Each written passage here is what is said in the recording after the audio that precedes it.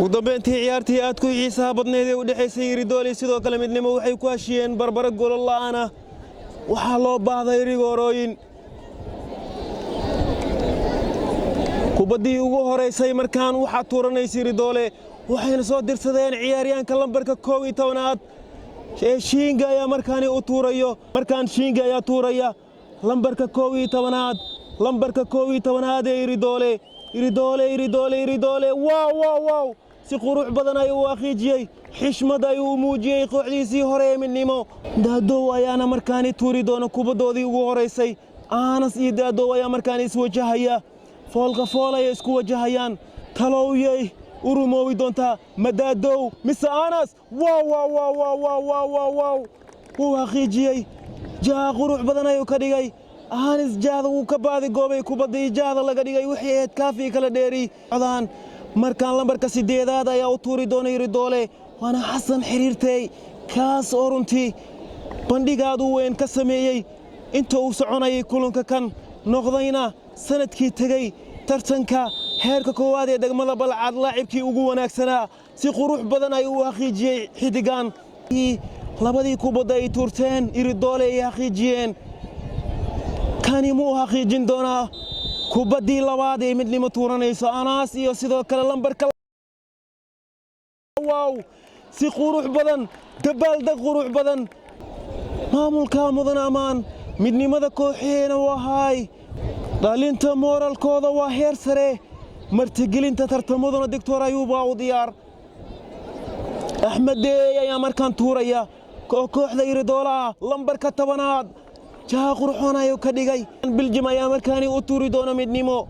kani ma noqon doona mid markaasi ka farxiya jamaahiirtiisa ma ka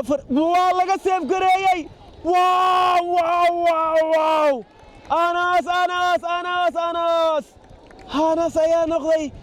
geesiga difaacay kubadaasi geesiga badbaadiyay Iridoole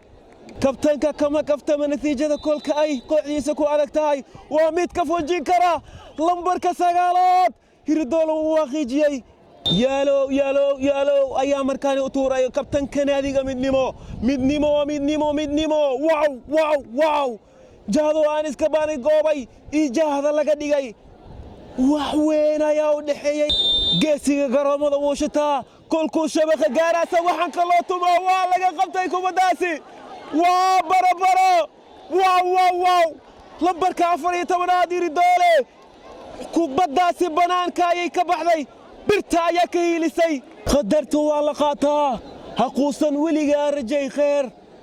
qabyaaladu waa qurunay ka dheerow Soomaali qani inay tahay dunida bar Eeman ayaa markaan u tuuri doona midnimo Eeman to Anas wow jaa qurxonayo ka dhigay inkasta uu Anas raacay hase yeeshee waxba uu ka qaban waayay lambarka 5aad ee Iridoole ayaa markaan u taagan Cabdullaahi waa laga seef gareeyay waa laasti lambarka 3aad ee midnimo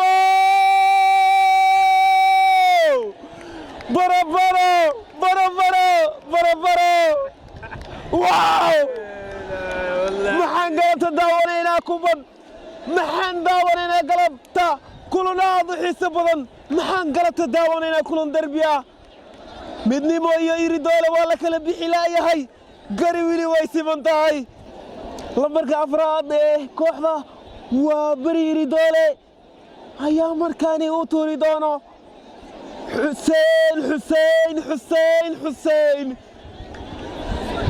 Xuseen muwaaqijin doona Xuseeni عالمي واو iska muwaalinin si qurxoon ay u tuuray si degan ay u tuuray gool ayuu u sarfay midnimo markaan sheekada iiday ku gidoontay xidigu waxay soo bandhigayaan hal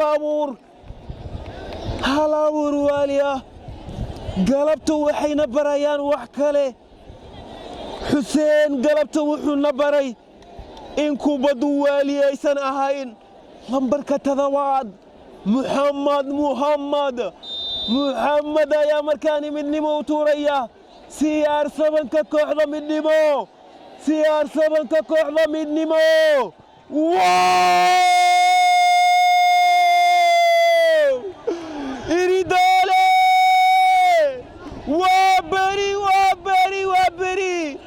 وبري oo wanaagsano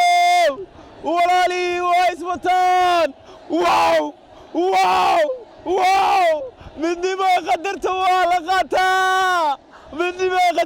la qaataa haddii jaaniskiina ka faa'iidayso wayseen kuwani jaaniskooda way ka faa'iidaysteen kuwani maaha kuwa jaaniskooda beeldareenayo wow jambiyano iska weyne waalayaan ku guulaystayaasha weyne waalayaan mar kale waxay u soo gudbeen afar dhamaadka